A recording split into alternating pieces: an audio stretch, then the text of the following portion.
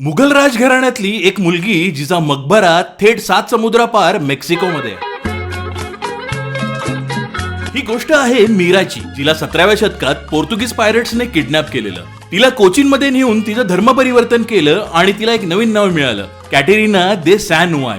मग तिला फिलिपिन्समध्ये स्पॅनिश लोकांना गुलाम म्हणून विकण्यात आलं आणि फिलिपिन्स मधून तिला थेट स्पॅनिश लोकांची एक दुसरी वसाहत न्यू स्पेन म्हणजेच आजचं मेक्सिको येथे पाठवण्यात आलं. तिथे ती मेक्सिकोच्या मध्यभागात असलेल्या पुएब्ला शहरात जाऊन पोहोचली. तिथे काही वर्ष गुलामगिरीत घालून ती शेवटी मुक्त झाली.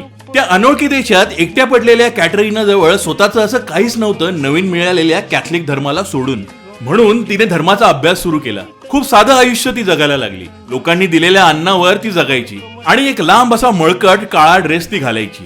गरीब, पीडित आणि दुःखात असलेल्या लोकांसाठी ती प्रार्थना करायची आणि हळूहळू पुएब्ला शहरात ती फेमस व्हायला लागली. ती आपल्या मनातलं सगळं कन्फेशन्स द्वारे अल्फोन्सो रामोस नावाच्या एका प्रीस्ट जवळ सांगत असे. त्यात ती म्हणायची की मला कधी कधी माझे आई वडील मेक्सिकोमध्ये आल्याचे भास होतात.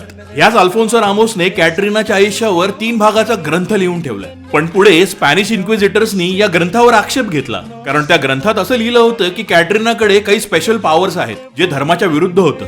पुढची 60 वर्ष कॅटरीना पुएब्लामध्येच राहिली आणि तिथेच मरण पावली. तिचा मकबरा आजही तिथे आहे. तुम्हाला ही गोष्ट कशी वाटली कमेंट करून सांगा.